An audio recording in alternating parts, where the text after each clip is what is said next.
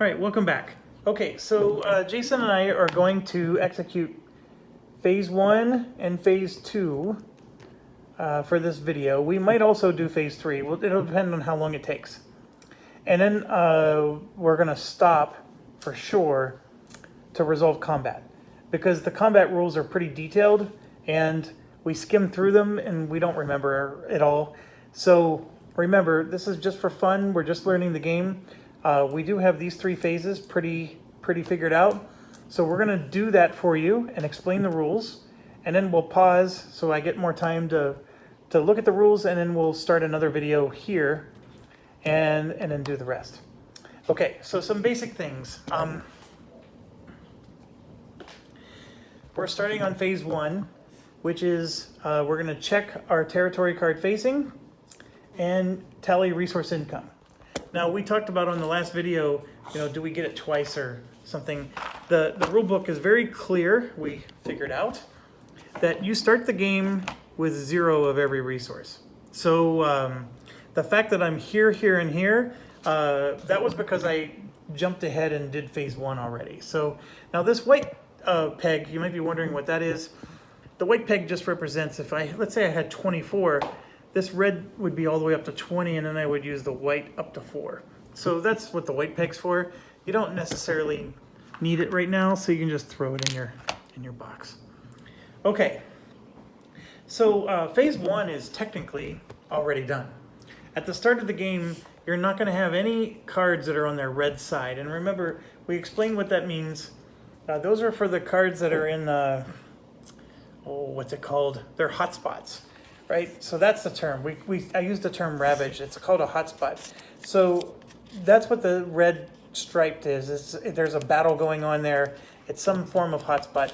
The game starts with only one hotspot, and none of that is in this scenario. So it's somewhere over in Asia, like I said. So every card should be on its front side. You generate your resources, done. Jason and I already both have it. Can you put yours next to mine so we can show everybody? This is where we're at. So I'm at 4, 8, and 13, and he's at 6, 6, and 11. It's hard to look at through the camera, so maybe that's a little easier. The angle I was at, it was actually really hard to read those. Okay, so now what we're going to do is we're moving to strategic planning, and this is the part where we write in our sheet. And obviously I can't talk while I'm doing this because Jason's not allowed to know what I'm doing. But the key, yeah, he's encouraging me to talk. So one thing I just want to remind everybody, it is extremely important that if you plan on splitting your units up, you have to announce that during this. And we're not allowed to finish this particular phase until all those announcements are made. And you have to also announce if you're merging them. So do you have to do it at the start or at the end? Well, you can do it at the end, but then I get a chance to make adjustments, right? Because here's the thing. The rulebook even says it. Like, I could split this up to sort of make you think that I'm going in 2 different directions, but I could be bluffing. You can split, so you can split it up to bluff even, right? And because when you split it up, you're not announcing that you're even activating the unit. You can split it up and then it's not even in your commands, your 9 commands, okay? So that's part of the strategy of this, is you get to do all those shenanigans, right? Okay, a couple of things. Jason already knows this. I explained this to him. These circles are airplanes, and when you're doing movement commands with airplanes, they are allowed to move 2 spaces out, and then you resolve battles or whatever. And then there's a future phase called refit and redeploy and deploy, which is this. Then they move back. So 2 out, 2 back, and that's what they do. The military production is done, because normally in Axis and Allies, military production is one of the first things you do. And I'm looking here to see where that is. Evaluate land air commands. This is where you land your airplanes. Here's where you deploy units that are beneath the industry tokens, and reorganize commands. So, yeah, let me check something real quick. I may have missed that, but I think we're supposed to buy our units as well.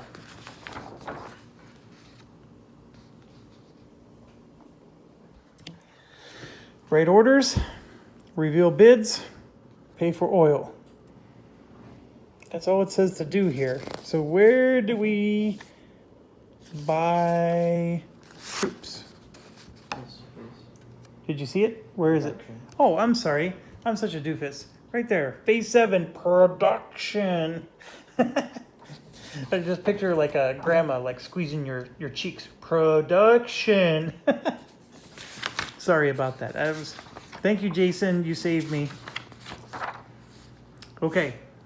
All right. So that's what we're doing. And then also, just a reminder, we have to do an oil bid. So first thing we do, Jason, is we write round 1 in the round box. Wait, where? Round 1 in the round box. Right here. Oh. And You gotta do like. it's one sheet for each round. Yeah. Oh, Jesus. Yeah, we're going to have to print some stuff off of Board Game Geek. It looks like you get a lot, but this is really not a lot. I think we can burn through half of these in one game. It's a really cool sheet. Global game, you can burn through all of it. Yeah, in a global game, you might burn through this entire thing in one. I mean, it is double-sided, so you're going to get to do 2 rounds in one sheet. But we're going to go ahead and use a few now, and then maybe tomorrow I'll print some from the Geek or wherever their website is. Okay, so we don't do military production yet, but then we have to bid for oil. And Jason, you got to quit picking over because I know that's what you're doing, and so we already know he has more oil than us, so we got to make our decision accordingly.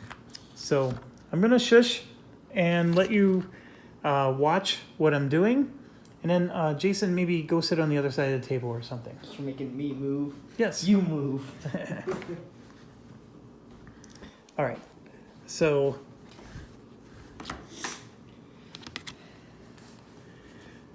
that's what I'm thinking. I'm going to bid for my oil. And then here I have to write the command number and then whatever the action is. So this is the part where obviously never playing the game before, I'm going to have no clue what to do. But neither does Jason. So we got... I'm going to beat you. This is our scenario. Anything that was outside of the scenario, it's not like I can like sneak through Africa and like do some kind of crazy show up in India and attack them from the south. I can't do anything crazy like that. Obviously, Greater Germany is not a threat right now. It is, of course, our capital. And I believe this scenario, I forgot to check. What do we need to do to win? I think it's we got to win, just take the capital. If I take Finland, I win. Germany wins if it controls Moscow. The Soviet Union wins if it controls Greater Germany. Oh, and what's the map? Or if it's embattled. Ooh. So Soviet Sweet. Union wins even if Germany's embattled. It doesn't even have to be controlled. If both conditions occur in the same round, it is a draw.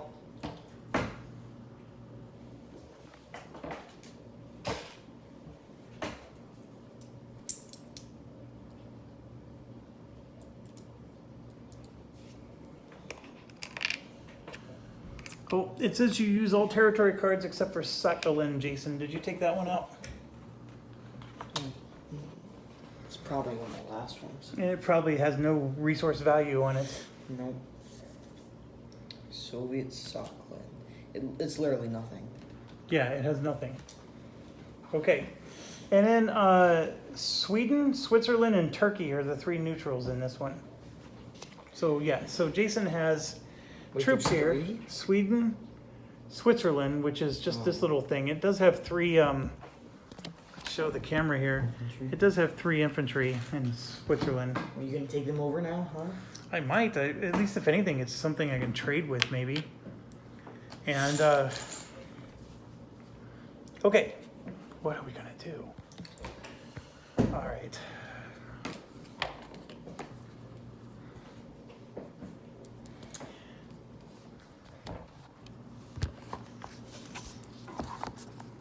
All C units move 2 spaces. Land is only allowed to go 1 space or unlimited unblocked rail. And even if there's no troops in the territory, if we don't control that territory, we're still not allowed to go into it with rail. Rail can never be used for invasions, never. So basically that's our situation there. And yes, usually the tanks have blitzkrieg, right? But that's not in this. At least not to my knowledge.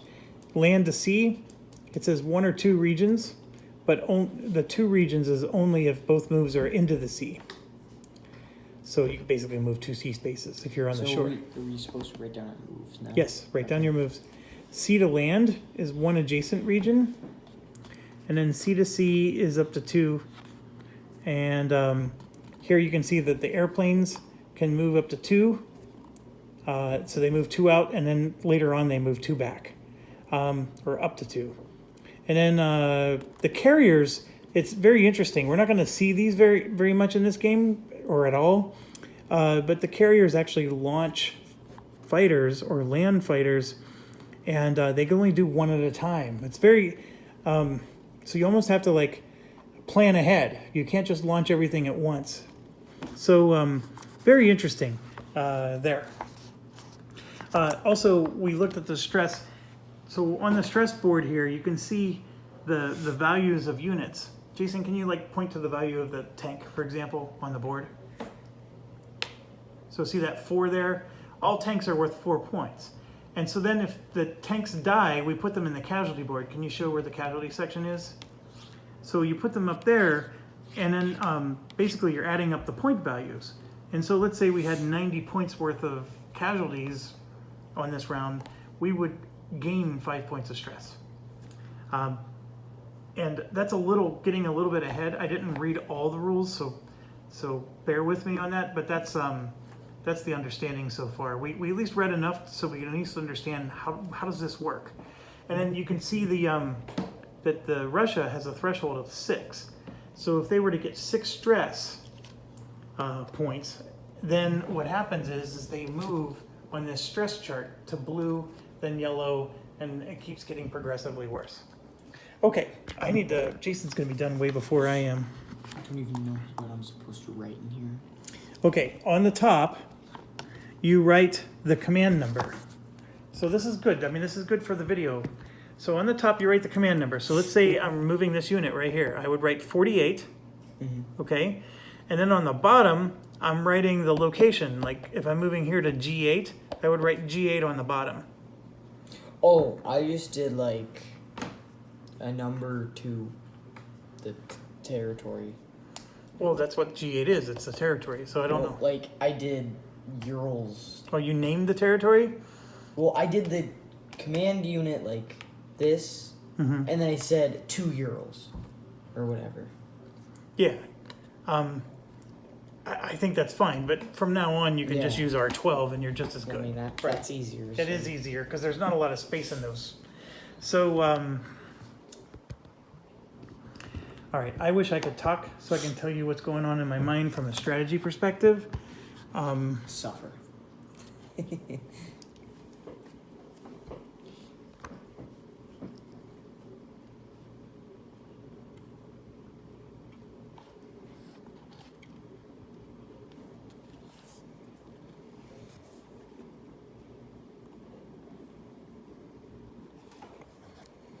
And then I got to move everything so I can see my territory numbers.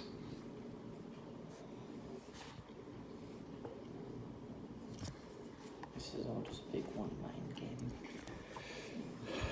Okay, so let's try to make it so you guys can see what I can see. And again, I wish I could point it out to you, but because Jason's sitting right here, I don't want to yet. But let me just remind you, that's my first command, and then I'll let you look.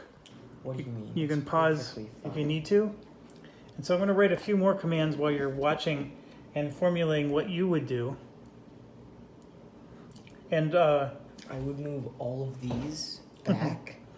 there's one key piece of information that if you were paying attention as a viewer, you're going to know about. I don't want to mention it right now because that, of course, will give Jason an idea what my strategy is. But I'm going to... Attack Turkey.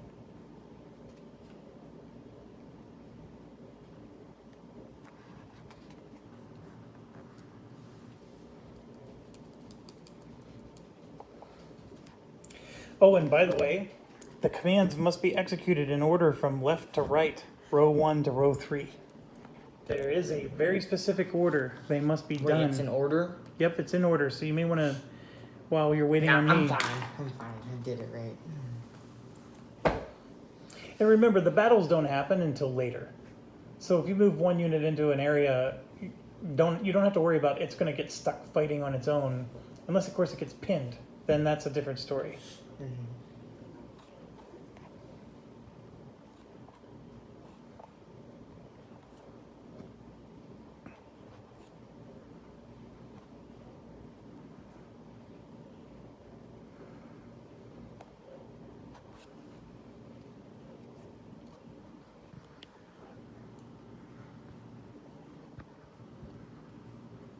What about air and naval units? Is it the same? They need to be air and naval is part of this too, and they're their own blocks. Oh, you're annoying. I'm annoying. Yes. I'm just telling you what the rule is. So yes, air and naval are their own boxes. To see these.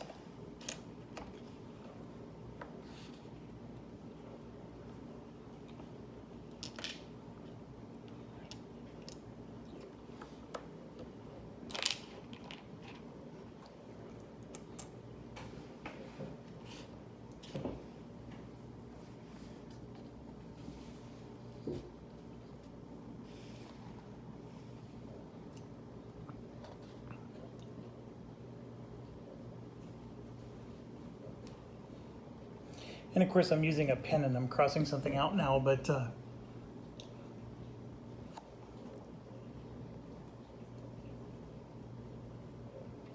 now the rules specifically say that if you put in a move order that is illegal, then your move is canceled. You don't get to change it. Now, obviously with our first game, I might be a little bit more lenient. I'm gonna be the but popo, and if you make a. You're gonna be the popo? If you This make is a like illegal cribbage move- rules, right? Yeah. If you don't add up your cribbage score correctly. Okay, so I got my movement orders in, and I know it's not going to be very helpful here, but hopefully you can see the board. That he's gonna make all of his units go back. and So take let's start with this everything. one. You should be able to see it. And then this one, you should be able to see it.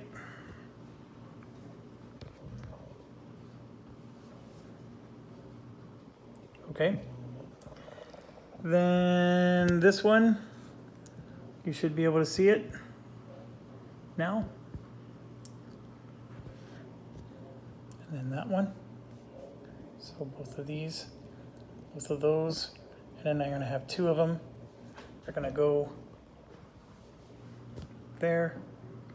And then this one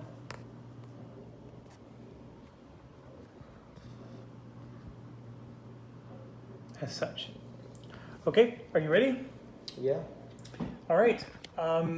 So first thing we do is we're going to do movement operations. Yeah, we're only 19 minutes in, so that's good.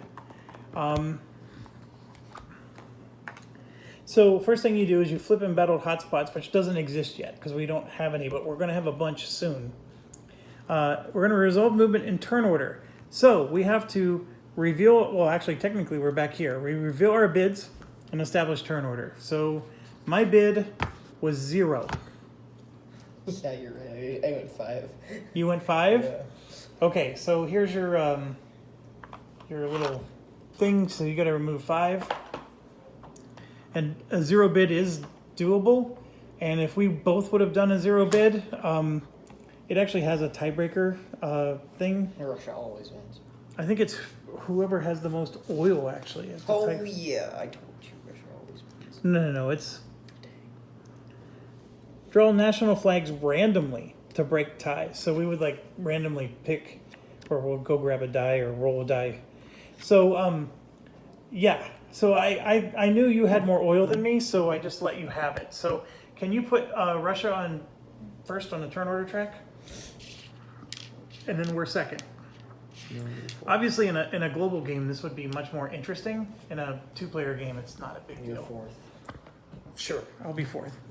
I mean, seventh. Okay. All right. So, since you go first, let's make sure we're not missing anything. Oh, you paid for your oil bid. Since you go first, you resolve all of your movement. You do all 3 rows and arrow tags. Arrow tags are, by the way, are used for airplanes.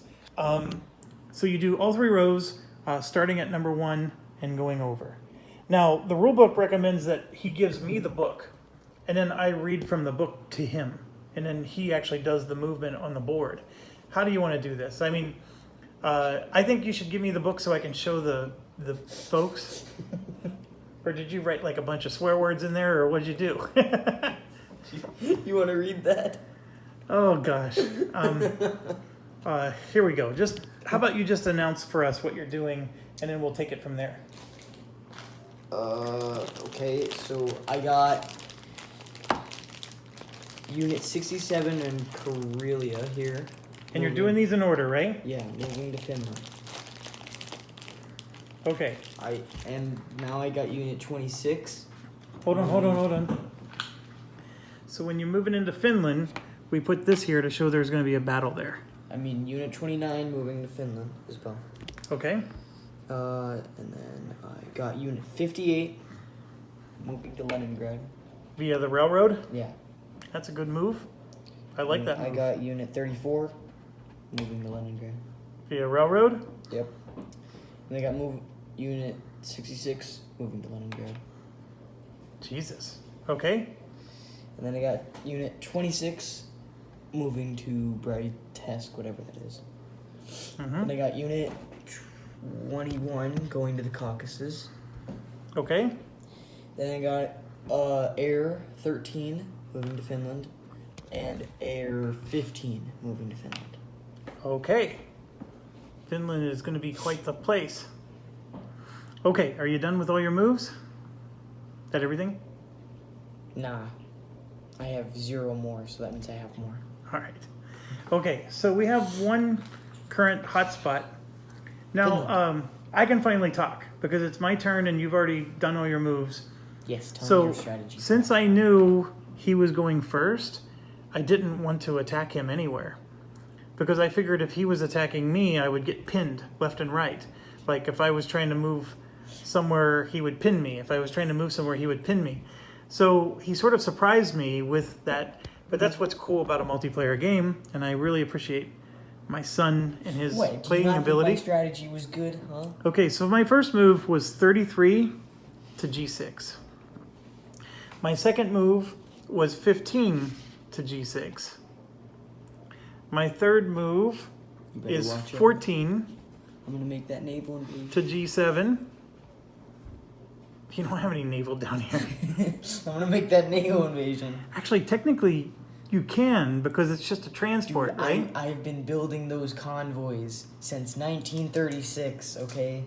Actually, I totally didn't even consider that. You're right. He can use transports to come across here, that punk. So technically, I could have used transports to attack you this turn. Now I told you what I was going to do, which was totally a joke for Hearts of Iron. I know, but still, that's... we're learning. So this was probably a boneheaded move for me, but the thing is you moved first, and had you attacked me, I would have been pinned. So then I wouldn't have been able to move here, and we would have just had a battle. But the thing that you helped me with, though, is next turn, I gotta protect this. This is because you could... You want to not defend that anymore? I can go right through Italy and then just... All right, 56 is also moving to G7. And then next is 48 is moving to G8. 11 is moving to G8. You merging any? And then 22, and let me show everybody, There's not a land connection, but we can go through sea. 22 is moving to Finland. So I am helping to defend. What's a convoy? They're unlimited. Wait, there's no convoys in this? They're unlimited. Troops just. There's. That's why I was saying you can move all these units across. We just finished having this conversation. Oh yeah. You don't even need to produce. I thought I was gonna have to build a convoy and then finally go across. So the way it is when they become a transport, you just move them onto the sea. Wait, but you can't move. Oh, that's the thing. You can't land, can you? No. We gotta land to sea. 1 or 2 regions only if both moves are into sea. You can't move into Finland. You can't move into Finland. You're right. I can't. Holy buckets! I'm stuck in the sea if I do that, aren't I? All right. So I did my move command wrong, so it gets canceled. Remember, I told you if I do an invalid. Oh, the popo came through. But that's the rules, right? Yeah. So technically speaking, folks, I was supposed to move into the sea, and then it would take another turn to land into Finland. So I can't do the nifty thing I was planning on doing. So yeah, Finland's screwed. I'm in trouble. All right. So that resolves. Let me go. Well, hold on. Let me make sure. Okay. So next we would do is carrier fighter movement, and that's done after all other movement. But there's no carriers, so we don't have to worry about that. So next up is combat operations to resolve combat, which is only going to be in this one place. And we're going to end this video, make sure the rules are right, and then we will start again when we're ready to resolve that. And thanks for watching. Stay awesome.